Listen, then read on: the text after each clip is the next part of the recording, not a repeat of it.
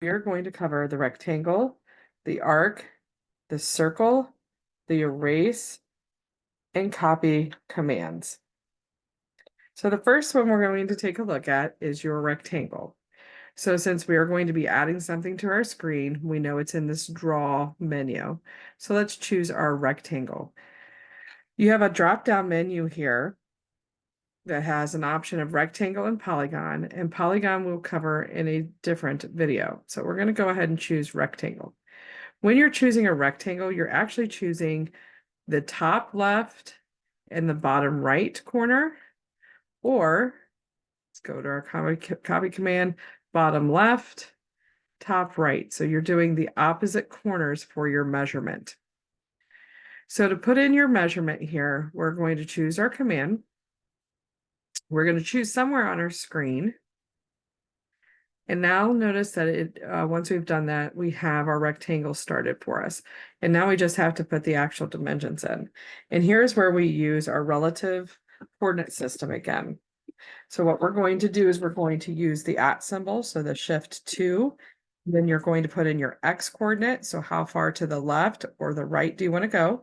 If we're moving towards the right along the X coordinate, that's going to be positive. If we move towards the left, that would be negative. So we're actually going to move towards the right since we have other rectangles here already. And let's just make a rectangle 3 inches. So we're going to type in our 3, comma. Now, if I leave it as a positive, it's going to build the upper right corner. If I say it's a negative, it's going to be this bottom right corner. So I'm going to go ahead and put negative, and let's actually put 4, so they're 2 different sizes. So now when we look at this, we just created a rectangle that is 3 inches by 4 inches. And if you're not exactly sure with your measurement, you can come up here and do your little measurement command. And we're going to choose measure. So there we go. And do distance. And you can select your corner. And again, we have our object snap on set to endpoint. So it's going to snap to the endpoint. And there's 3 inches. I can do my distance a second time. There's my 3 inches. And that's how you create or excuse me, 4 inches. That's how you create a rectangle. Well, now we're going to take a moment and review the erase command, which is up here. It looks like a pencil. And we're just going to go ahead and select it. And if you remember, if you click your mouse above and you have the blue option here, that means the entire item has to be in that blue section. If only part of the line is, notice that since it's a rectangle command, notice that even if it's the whole lines in here, remember this is one full rectangle, it's actually called a polyline. So it would not erase anything. We'd have to have the entire thing in here for it to erase. All right, so we can also do our bottom left, and notice now we have our green. So anything that it touches, it's all going to erase because again, since we put it in as a rectangle, this is all one object. Okay. All right. One more time that I did want to show you again, if I select this item, notice it's all one item. So if I select this stretch button, this grip, I can change, but it's going to change it. Won't change on your corners, but it'll change it as a rectangle here. Okay. All right, so let's zoom out. Our next item we're going to do is an arc, and I'm actually going to use this rectangle, this 3 by 4 inch rectangle we just created. And we have several different options for an arc. We're going to do the drop down menu. We have something called a 3-point arc. We have something called start, center, and end, start, center, angle. And as you read through these, what these 3 items are is telling you the order in which you're putting in your arc. So if I do start, center, end, let's choose that one. The first thing it says is select your start point. So I'm going to select this right-hand corner. And then it's asking me for my center point. I'm actually going to choose the center of this line. Notice it snaps to the midpoint because back down here on my object snap, I have midpoint selected. And that's going to be the center of my arc. And now notice I'm going to choose the end of my arc. I could do below, but notice if I try to do it below, let's say I wanted this bottom arc, then we would have to choose this as our start point. So here's my start. And again, remember we go clockwise for our arcs, and there's our arc. We're going to select undo, and let's do the arc again. This time I'm going to do my start on this side, my center, and now my end. So notice it's showing me this bottom because again, I'm going counterclockwise to create that arc. So wherever you choose your start, it's counterclockwise from there. So what's the difference between that and coming down here and doing center, start, end?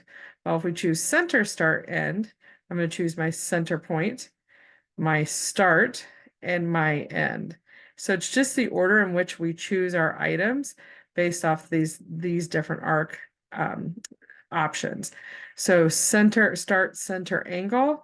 That's if you know the angle of your rotation that you have. If you know a length from your start to your end, and you know your center. Notice these are the same things, but you're starting with your center instead of the start point.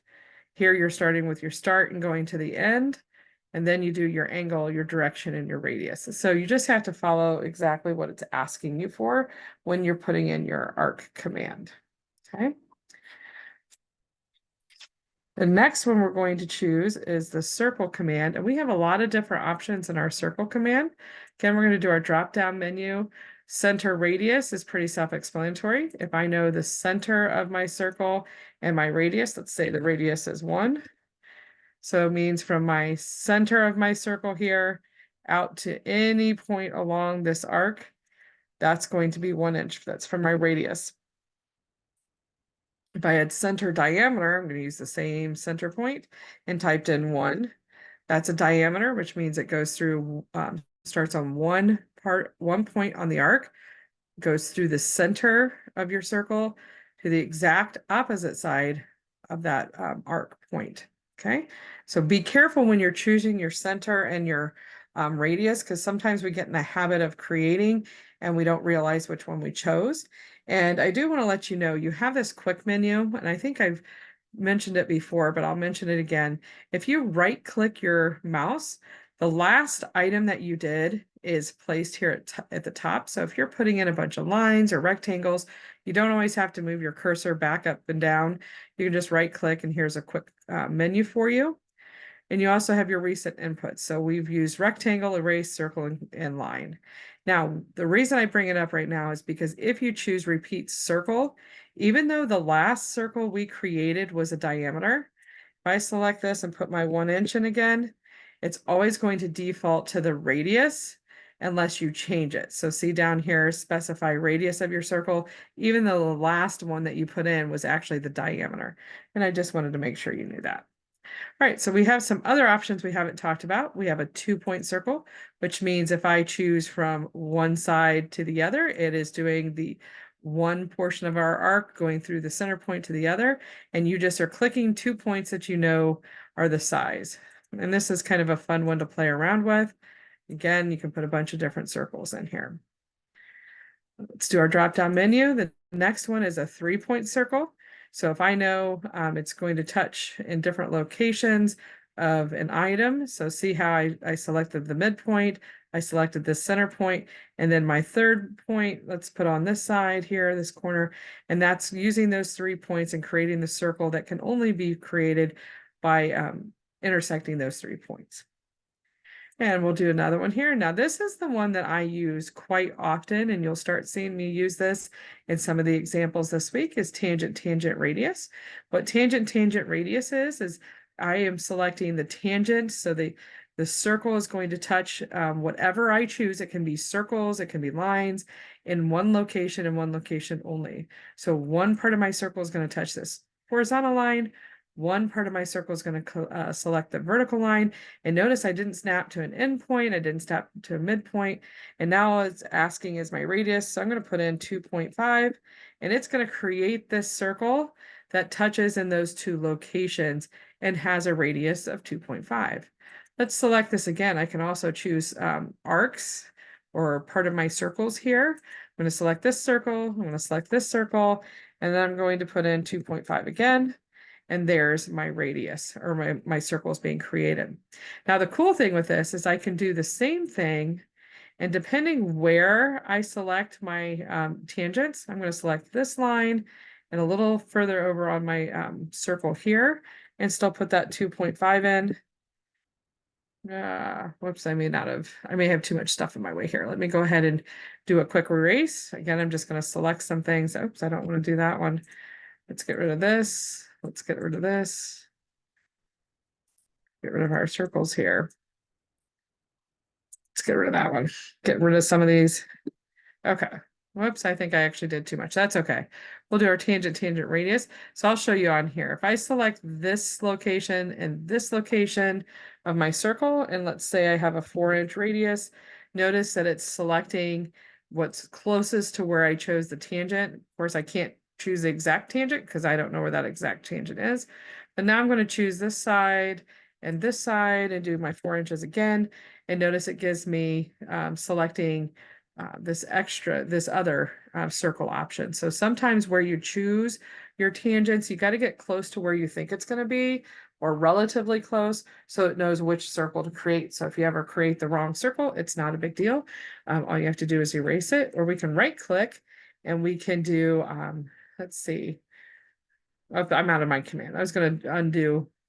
This is our pan, so it's going to undo the last thing. There's our circle. Undo our circle. And there I have now erased it, or you can come up to your erase command and select what you want to erase and select enter. Our next command that we're going to take a look at is, well, we've already done the erase quite a bit, so we'll leave the erase alone, is our copy command. And this command I like quite a bit because it allows you to create multiple items if you need to move several things or something of that nature. Like you want to copy this, let's say you've created this and you need duplicates. You just need one more. You can select copy. And notice the first thing it asks you to do is select your objects, because we're in this modify area. And anytime you're in modify, you have to select your object and you're doing something with an object that's on the screen. So I can select, let's do my rectangle there. You can see those light little blue dots there. And I'm going to go ahead and select my circle, and I'm going to right click. Now here's where it gets fun, is your base point. If you just need to move it over a certain distance, you're going to make a copy 3 inches over. It doesn't matter where you choose your base point. So I could choose anywhere, and then I would just drag my cursor out to the right. Actually, let's drive it out to the left. And then we could just type in our 3 inches. Now we've created that duplicate circle, okay, and rectangle. I'm actually going to move these. I'm going to just select move, and I know we haven't gone over the move command, but I just want to get them out of our way. I can also do copy, and I can copy, let's do our circle, and let's say, actually, I'm going to erase this one. Let's say you were drawing something and you created these 2 rectangles, and now you realize, oh, I have to copy this circle. So instead of having just to copy and move the circle over, you can copy, select your circle, hit your enter, and I can choose this corner. And when I choose the corner on my left-hand rectangle, it's going to place that circle in the same location. So you don't always have to use like the center point of your circle. You can use, it just depends on how you want to copy it. Now, if I know I have this circle right here that needs to be located, let's say over here somewhere, I can do copy, and I'm going to select my circle again, hit my enter, and I'm going to choose my center point this time. And this is where I can put that at symbol in again. I'm going to do shift 2 for at. And if you remember from last week, that makes the center of my circle 0, 0. And I'm just going to go over, let's say 7 inches, comma, down 7 inches. And now I just copied a circle and placed it over here. So I didn't have to redraw a circle or anything like that. I'm just copying it and placing it exactly where I wanted from that center point. And that ends this video.